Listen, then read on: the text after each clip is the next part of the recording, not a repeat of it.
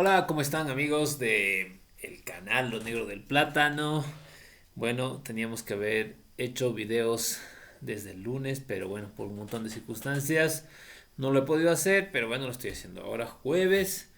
Y como pueden ver, está haciendo un frío tremendo aquí en La Paz, está lloviendo, ha granizado, así que está terrible aquí el clima. Bueno, hablar de lo que ha pasado ayer en el Perú, ¿no? La destitución, el apresamiento del presidente Castillo, después de un poco más de un año de gestión, ¿no? Eso es una cosa ya, saber solamente eso de que a un presidente no le han dejado terminar su mandato y solamente le han dado un año y un poco para gobernar, ya te indica que esto es que los grupos de poder en el Perú, los grupos económicos, los grupos oligárquicos, que como aquí en Bolivia tienen base en la estructura colonial de la sociedad quiere decir que es una estructura racializada, ¿no? Es decir, que la gente que se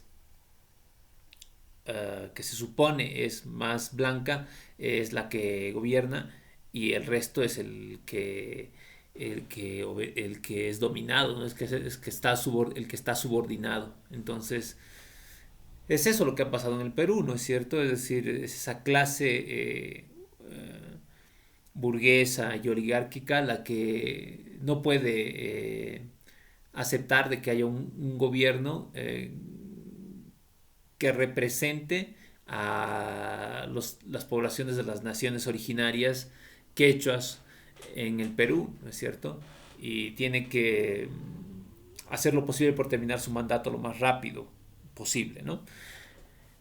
Bueno, es lo mismo que pasó aquí en Bolivia el 2019, cuando se posesionó a Yanine Áñez como presidenta, con todas las consecuencias que ya sabemos, ¿no?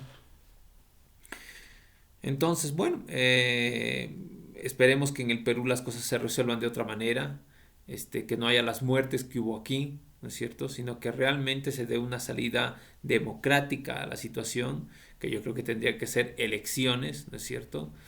O tal vez incluso más que elecciones, sino llamado una asamblea constituyente para que de verdad pueda haber un cambio, digamos, ¿no? En el Perú en la forma en que se gobierna, ¿no? Claro, se tiene que ver con muchas otras variables, ¿no? Como por ejemplo de que la sociedad civil, esta sociedad de las naciones originarias, esté organizada, ¿no es cierto? Porque si no está organizada esta sociedad es imposible que pueda haber ningún tipo de cambio, ni con constituyente, ni con ningún otro gobierno, ni nada, ¿no es cierto? La organización es fundamental, ¿no? Entonces esperemos que eso sea así en el Perú, ¿no? Ya lo veremos, ¿no? Como digo, como ya les he dicho otras veces, ¿no? Es importante organizarse ya desde las bases, desde la gente, para poder, que cuando llegue el momento podamos ejercer ese poder político que es lo que realmente tenemos que llegar a tener, ¿no es cierto? Pero para eso se tiene que estar preparados, no solo en conocimientos, sino en organización, ¿no es cierto? En organización social, desde abajo, desde las bases. No solo basta un solo grupo élite de supuestos intelectuales que se reúnen y tratan de resolver los problemas. No, eso no es suficiente, ¿no? Para nada, ¿no? Lo importante es la organización de base, ¿no? Bueno, y a propósito del tema del Perú, han surgido obviamente muchos comentarios, ¿no? De cómo debería ser este nuevo estado, esta nueva nación, Aymara, Colla, dependiendo de la visión que se tenga, el nombre que se le quiera dar, pero cómo debería ser esta nueva nación, este nuevo estado, ¿no? Para mí es importante tener en cuenta de que este nuevo estado, esta nueva nación, si bien se basa en una identidad relacionada con lo histórico, con lo cultural, que tiene que ver con estas culturas originarias, evidentemente, ¿no? Nos identificamos, por ejemplo, como aymaras, nos identificamos como quechuas, como chiquitanos, como guaraníes, porque de ahí venimos, ¿no es cierto? Nuestra historia está relacionada con Tupac Katari, ¿no es cierto? Con Zaratevilca, con todas las luchas, ¿no? por la liberación de esas naciones, ¿no es cierto?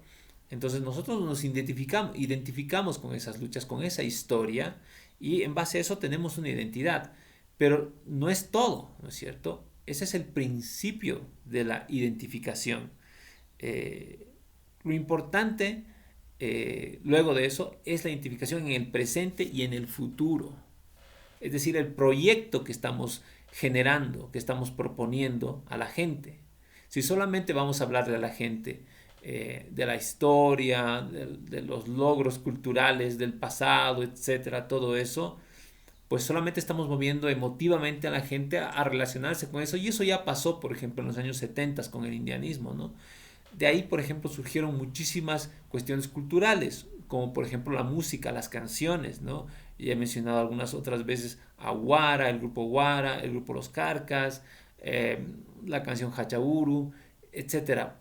Todas esas expresiones culturales indianistas de un retorno o de una valoración de esas culturas antiguas estaba muy bien, pero fue solo en esa parte cultural que se dio. Cuando se tuvo que pasar a la parte política, que sería la construcción de ese nuevo Estado, de esa nueva nación, nadie respaldó esa iniciativa.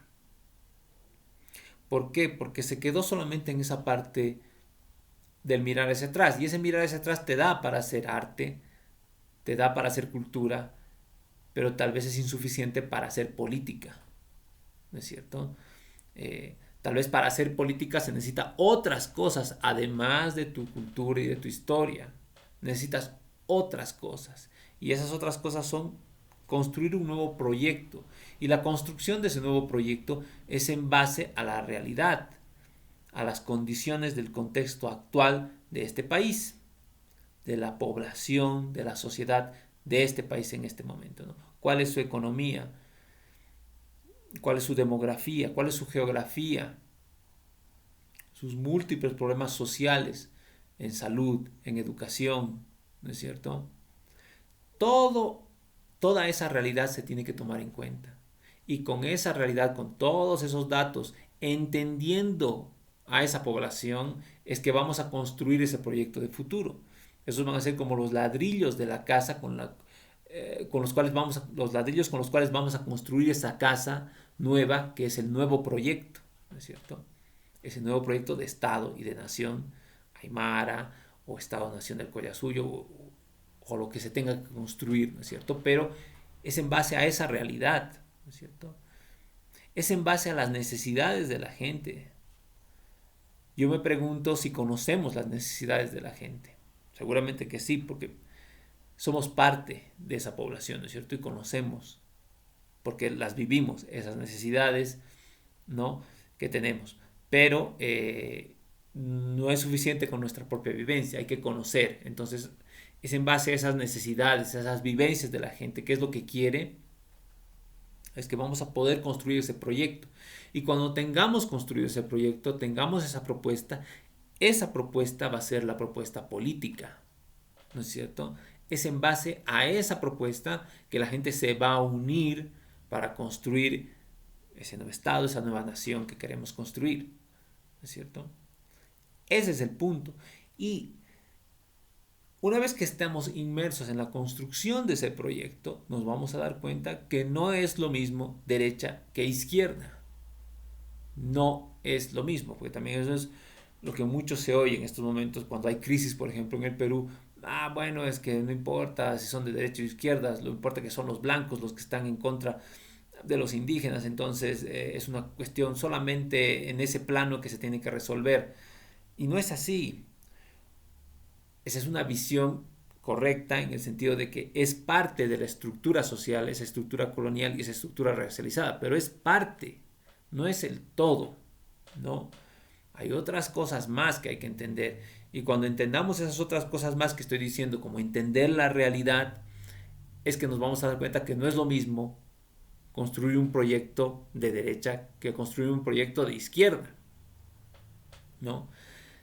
La derecha normalmente es conservadora. Se entiende por derecha lo que es conservador, ¿no es cierto? Nosotros estamos queriendo hacer un nuevo Estado, una nueva nación, en todo sentido.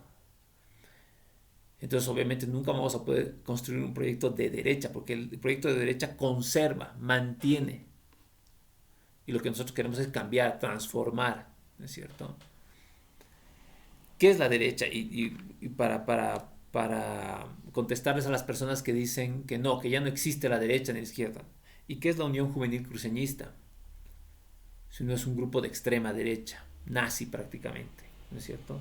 ¿Qué son los grupos que acaban de intentar dar un golpe en Alemania y que los han arrestado? Un grupo de extrema derecha. ¿Qué es lo que está pasando en Estados Unidos con la extrema derecha también que hay en Estados Unidos, armados hasta los dientes? ¿No es cierto? ¿Y qué es lo que está pasando, por ejemplo, en Italia y en muchos otros sitios de Europa? El partido Vox de España, por ejemplo, que es el que apoya a muchas de las extremas derechas de Argentina, de Bolivia, de Chile, de Perú, etcétera. De Brasil con Bolsonaro, por ejemplo, ¿no? Entonces sí existe la derecha, sí existe y no es lo mismo que la izquierda. Izquierda políticamente es tu intención de transformar la sociedad. La posición de izquierda es cuando tú dices no me gusta la sociedad en que estamos viviendo, no estoy de acuerdo en cómo se vive en la sociedad actualmente. Esa es la posición de izquierda, ¿no es cierto? Que es en la que estamos nosotros, que queremos construir un nuevo Estado porque no nos gusta, no nos parece justo, no nos parece digno la manera como tratan las empresas a los trabajadores actualmente, ahora en Bolivia. Actualmente ahora en Bolivia hay empresas privadas, porque también eso hay que saber. Bolivia no es un país socialista. El movimiento al socialismo, solo tiene de socialismo el nombre, pero en todos los años que ha estado de gobierno, desde el 2006, nunca ha hecho nada, ninguna medida socialista.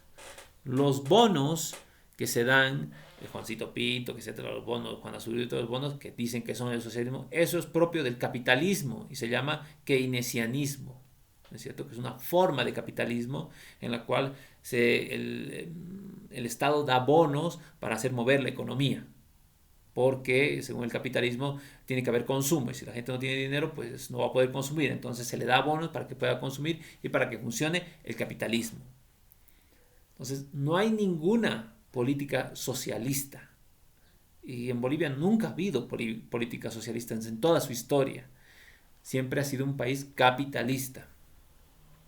La estatización, la nacionalización, por ejemplo, de las minas, fue el gran logro de la Revolución del 52, no es una medida socialista.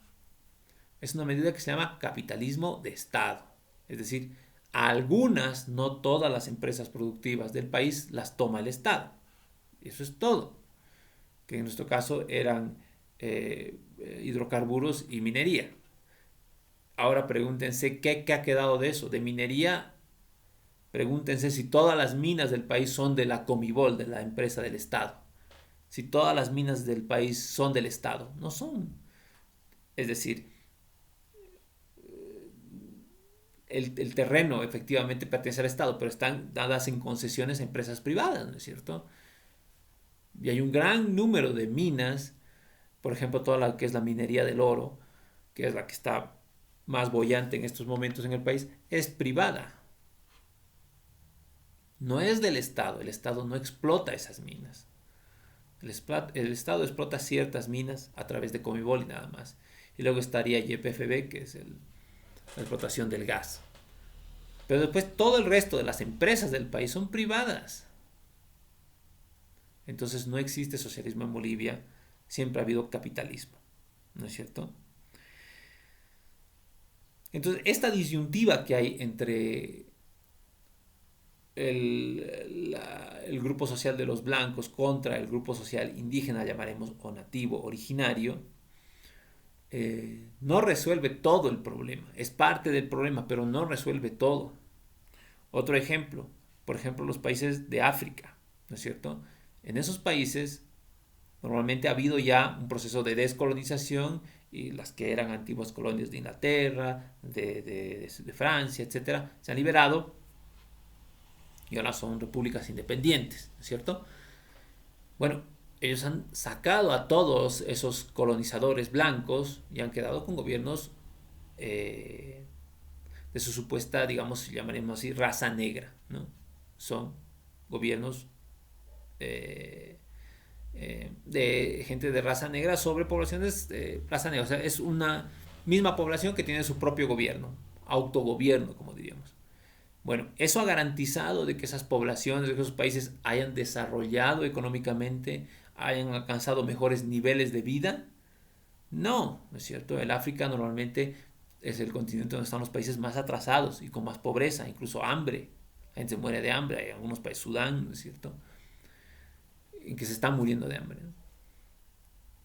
Entonces, eso es para decirles que este problema racial, que es evidente que existe, el darwinismo social, esta teoría, esta filosofía, es una justificación para el dominio de los europeos sobre el resto del mundo, ¿no es cierto? Entonces existe en ese sentido, pero es una invención para dominar, ¿no es cierto? El generar esas diferencias entre los seres humanos. Es así, ¿no es cierto? Bueno, pero solamente eliminar ese problema no es suficiente. Para nada es suficiente, ¿no es cierto? Necesitamos muchísimo más, muchísimo más. Y ese muchísimo más es el proyecto político del ahora y del futuro. Sobre la realidad política ahora para proyectarse hacia el futuro. Esa es la medida que hay que tomar para unificar a la población detrás de un proyecto. Si no lo hacemos así, estaríamos cometiendo el mismo error que se cometió en los años 70, en el cual no, por ejemplo, si tú lees el libro de Fausto Reynaga, Revolución India, hay toda una explicación de por qué toda la colonización ha determinado de que en nuestro país pues toda la población indígena esté relegada del poder económico, del poder político y solamente eso se haya quedado para la población blanca, ¿no es cierto? Eso está muy bien explicado y correctamente explicado. Pero de ahí no pasa a la propuesta. No hay dentro de eso un proyecto económico, un proyecto político de un nuevo Estado, de una nueva nación. Se habla de un nuevo Estado, de una nueva nación, India, digamos, en ese caso. Pero solo se lo menciona, solo se dice, bueno, hay que emprender la revolución india, la lucha por la liberación, pero nada más. Y ese es el eterno problema de estas luchas de liberación, tanto desde el punto de vista de la izquierda, del comunismo, por ejemplo, del socialismo, y también desde este punto de vista del indianismo, ¿no es cierto? O de los movimientos que tratamos de construir un nuevo Estado, una nueva nación en base a las naciones originarias, ¿no es cierto? Ese es nuestro problema, que no nos quedamos en el tema de la lucha, de la revolución, de la liberación, pero no pasamos nunca a la propuesta política. Y sin propuesta política no hay esa lucha, porque para que la gente luche tiene que estar unida. Se tiene que llegar a la unificación de criterios. Y esa unificación no se puede hacer solamente en base a la reivindicación de lo pasado. Se tiene que hacer en base a un proyecto de futuro, claro y concreto. No solamente enunciar, vamos a construir el Estado y la nación aymara. No basta con enunciar eso. Para nada es suficiente, porque la gente no es tonta. La gente quiere cosas concretas. Quiere hablar con alguien que sepa de lo que está diciendo y que explique cómo va a ser. ¿No es cierto? ¿Cómo va a ser? Y no que solamente te diga, bueno, lo que pasa es que nosotros tenemos el derecho de hacer esto porque nuestros antepasados lucharon y como somos la mayoría del país, que eso también es otra cosa, ¿no? ¿Somos la mayoría del país? O sea, en términos de identificación étnica, es posible que sí. Por ejemplo, en el año 2001 éramos el 61%, 62%. Evidentemente la mayoría. Ya. Pero esa es una identificación étnica. Pero aquí estamos hablando ya de la política. Es decir, del ejercicio del poder político, económico, ¿no es cierto? Y eso es otra cosa. O sea, la mayoría para lograr eso es otra cosa. Eso es otra cosa. que es precisamente lo que les pasó, por ejemplo, ya digo, a los indianistas en los años 70. Había el MITCA, habían partidos políticos, se construyeron, todo con mucha mística, con mucho convencimiento, pero cuando llegaron las elecciones, los años 78, 79, 80, que hubieron 3 años de elecciones seguidas, consecutivas para presidente, pues solo se consiguieron 2 diputados. No, no estoy diciendo que la única forma de llegar al poder es por las elecciones, pero digo como ejemplo, ¿dónde está el apoyo para esa construcción de ese nuevo Estado? Pues no había, porque no había ese proyecto político claro, ¿no es cierto? Eso es lo que hay que construir.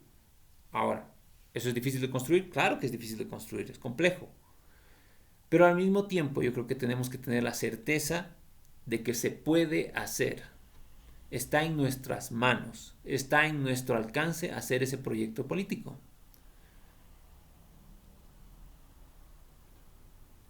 En muy corto tiempo, en mi modo de pensar, ¿no? En mi modo de ver.